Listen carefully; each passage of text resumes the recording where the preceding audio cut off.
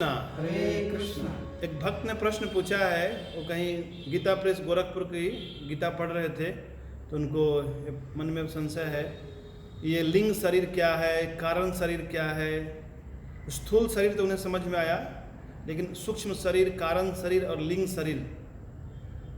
स्थूल शरीर कहते हैं जो हम रोज आईना में अपने चेहरे को देखते हैं, ये जो दिखाई देता है, जो पंचभूत का बना हुआ है, पृथ्वी जल अग्नि वायु आकाश से निर्मित शरीर, जिसके ऊपर हम वस्त्र पहनते हैं। इसके भीतर एक सूक्ष्म शरीर है जो सूक्ष्म तत्वों से निर्मित है, विशेष रूप से मन बुद्धि अहंकार से निर्मित है। उसके भी भीतर सूक्ष्म शरीर विचारों का शरीर है, और उसके भीतर है भावनाओं का शरीर, वो उससे भी सूक्ष्म है, उसे कहते हैं कारण शरीर।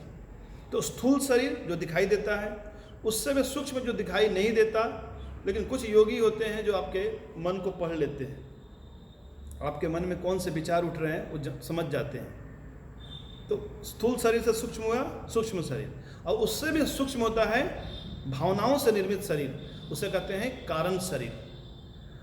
और कहीं कहीं सूक्ष्म शरीर और कारण शरीर को ऐसे लिंग शरीर भी कहते हैं। लिंग शरीर का अर्थ स्पष्ट नहीं हो पाता, लेकिन फिर भी श्रीपाद रामानुजाचार्य अपने ग्रंथ वेदांत सार में बताते हैं कि 10 इंद्रियां और मन बुद्धि, ये कितने हो गए? 15, और जो 5 प्राण हैं या 5 प्रकार के हमारे शरीर में वायु हैं, इनको मिलाकर लिंग शरीर कहा जाता है। लेकिन सबसे महत्वपूर्ण बात जो समझने वाली है वो है कि भावनाओं से निर्मित जो हमारा शरीर है वही हमारे पुनर्जन्म का कारण बनता है। इसलिए भगवान ने गीता में कहा गया है, यम यम वापि स्मरण भावम त्यजते अंते कलेवरम तम तमेवैति कौन्तेय सदा तद भाव भाविता। जैसी व्यक्ति की भावना होती है, उसी भावना के तद अनुरूप सूक्ष्म शरीर प्राप्त होता है, और उसी के अनुसार स्थूल शरीर निर्मित होता है। जैसे कोई पूछे कि वस्त्र कैसे निर्मित है, तो कोई कहेगा धागे से निर्मित है। तो वस्त्र हो गया स्थूल रूप और धागा हो गया उसका सूक्ष्म रूप। लेकिन धागा भी किसी न किसी धागा बना है, कैसे? रुई से बना होगा। तो रुई क्या हुआ? उसका कारण हुआ। समझ में आया?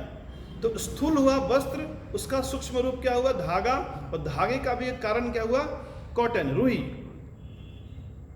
लेकिन उसका भी एक कारण हो सकता है बीज। तो बीज तो समस्त कारण है।